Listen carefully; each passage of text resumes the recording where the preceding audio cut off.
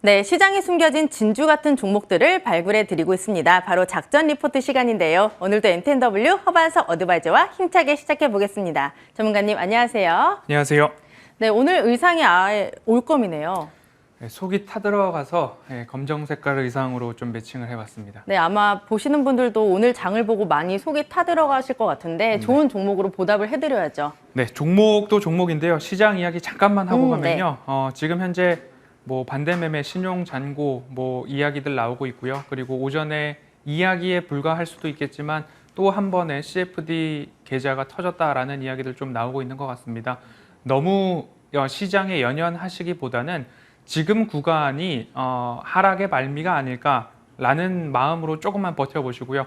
오늘 이제 모멘텀 투자레터 구독하시는 분들께 이런 말씀 드렸습니다. 코스닥 850포인트가 올 때까지는 그대로 좀 계셔보시자, 지켜보시자, 인내해보시자. 통화량 증가율이 조금 떨어졌다라는 부분까지도 말씀을 좀 드렸습니다. 그런 부분들 감안해 볼 때 시장 조금 더 하락하고 변동성 나올 수는 있습니다. 하지만 지금이 끝이 아니라 하방보다는 상방에 대한 가능성이 조금 더 열려 있고 우리의 인내심이 조금 버텨준다라고 한다면 조금 더 긍정적인 시각으로 시장에서 인내해보자라는 말씀 한 번 더 드리고 싶습니다.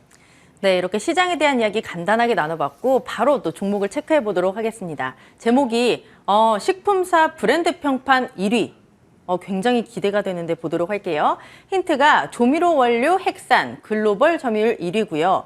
두 번째가 매출 비중 식품이 37%, 바이오가 25%, 물류 38%. 굉장히 다양한 사업을 하고 있는 회사인가 봐요. 네. 그리고 마지막 보면 K푸드 세계화 선봉장. 네. 그림 힌트 주시죠. 그림에서 이제 해외에서 홈쇼핑을 capture를 했습니다.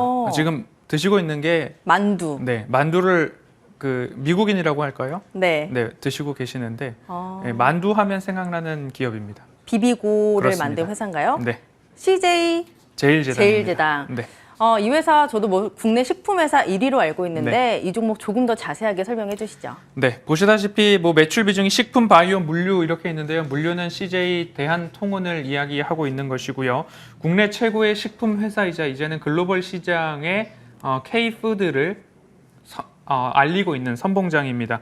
비비고 브랜드를 좀 보실 필요가 있고요. 비비고 중에서도 만두 매출액이 단일 브랜드로 1조 원을 돌파를 했고요. 해외 매출 비중이 65%를 넘어가고 있습니다.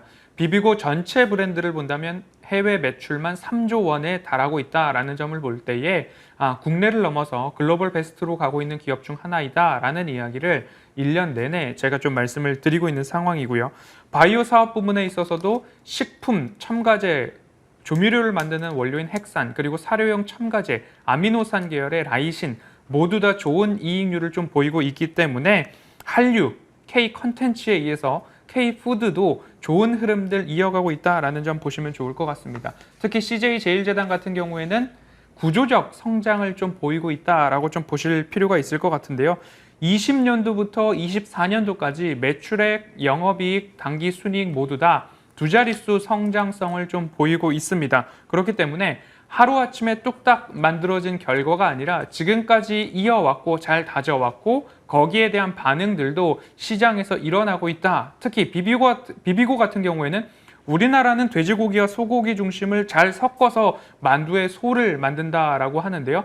미국과 여러 해외 등지에서는 현지화 전략을 하기 위해서 닭고기를 더 비중을 늘린다라는 이야기까지 연구개발도 더욱 활발히 하고 있다라는 점들 보시면 좋을 것 같고요.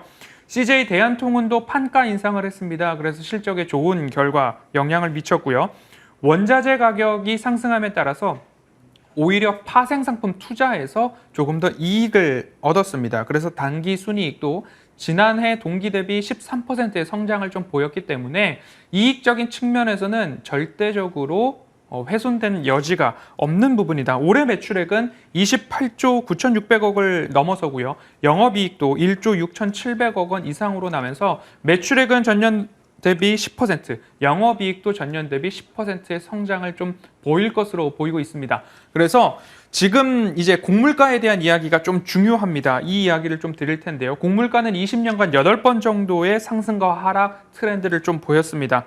현재가 대세 상승기냐 아니면 상승의 끈 무렵이냐 이 부분 좀 보시면 좋을 것 같은데요. 미국 시장이 휴장을 했고 휴장 이후에 개장하는 선물 시장에서 2% 하락대를 보이다가 오늘 시장 개장하면서 보니까 선물 가격이 소매 가격이 5% 하락을 했고요. 옥수수 3%, 그리고 대두 1%, 팜유는 인도네시아에서 수출 활발히 하겠다, 그리고 재고가 넘쳐난다라는 이야기가 나오자 어마어마한 하락을 좀 기록을 했습니다. 이렇듯이 대세 상승이 아니라 대세 하락을 조금 보고 있는데 가격의 결정에 있어서 소비 수요와 공급 수요, 소비 수요와 투자 수요에 따라서 결정이 된다. 근데 투자 수요를 다른 말로 하면 투기 수요라고 말씀을 드렸는데요.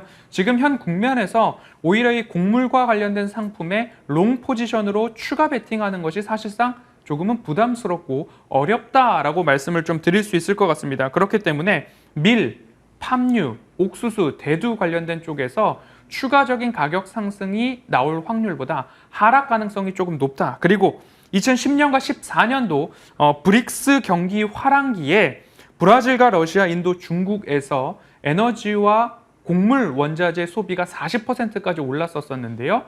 그런데 지금 그 수요를 뒷받침해 줄 만큼 그곳에서 소비가 일어나고 있는가를 볼 때 그렇지 않다라는 점까지 참고해 본다면 곡물 가격도 마찬가지로 안정세에 접어들 것 같다라는 이야기를 왜 길게 드리냐?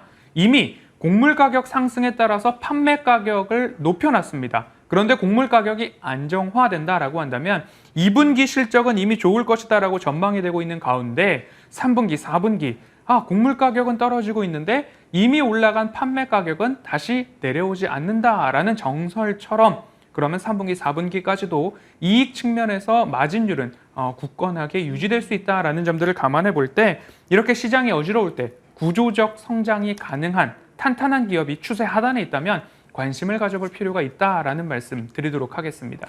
네, 또 주가도 살펴보니까 고점 대비 굉장히 많이 빠졌더라고요. 네. 지금 접근을 해봐도 좋을지 또 궁금합니다. 네, 추세선을 좀 볼 때에 고점, 저점 좀 말씀을 드리고 있고요. 그리고 PBR, PER 좀 말씀을 드리고 있는데요. 밸류에이션 측면으로 PER을 봤을 때에 9배 미만으로 좀 접어들었던 수준에서 반등을 좀 모색하고 있는 상황입니다. 음식료 업종 평균 PER이 10배, 10.5배 정도고요. 그리고 지금 밴드에서 보시다시피 제일 하단부가 PER 8배 수준에서 반등이 나오고 있는 그런 구간에 있다라는 점들을 좀 감안해 보셨을 때 앞으로 조금 더 지금 구간에서도 오히려 모아갈 수 있는 전략. 그런데 시장이 너무 변동성이 높다 보니까 말씀드리는 가격 이하에서는 꾸준하게 관심을 가져볼 필요가 있겠다라는 말씀 꼭 드리고 싶고요. 실적에 대한 이야기 한 번 더 강조드리고 싶습니다. 원자재 가격이 하향에 접어든다라고 하더라도 판매 가격은 떨어지지 않는다라는 점들이 가장 좋을 것 같고요. 중장기적 성장성 여전히 높게 볼 수 있을 것 같습니다. 가격 전략 끝으로 보도록 하겠습니다. 매수가를 37만 원 이하로 좀 제시를 해드렸고요. 제가 이 차트를 늘 만들 때에 전일 만들기 때문에 오늘 시장이 어떻게 움직일지 모르지만 그래도 조금 저렴한 가격에서 말씀을 드리고 있습니다. 코로나 팬데믹부터 지금까지 차트상 저위험 구간 추세 하단에서 좀 말씀을 드렸고요. 지난 1월 26일에도 이 저점에서 제가 다른 방송이지만 말씀을 좀 드렸던 기억이 있습니다. 1월 26일 저점에서부터 다시 40만 원, 42만 원 권역까지 약 20%의 상승률을 좀 보였습니다. 다시 추세 하단에 내려왔기 때문에 구조적 성장이 가능한 기업 CJ제일제당이다라는 점 좀 살펴보시면 좋을 것 같고요. 사료용 아미노산 라이신이라고 하는데요. 거기에 대한 소송도 좀 있었습니다. 그 소송에 대한 부분도 일부 해소가 되었고 사실 이 라이신 같은 경우에는 10년 전 호황이었는데 지금 이익 기여도가 10년 전 호황기에 견줄 만한 이익을 좀 보이고 있습니다. 그리고 사료용 아미노산이죠.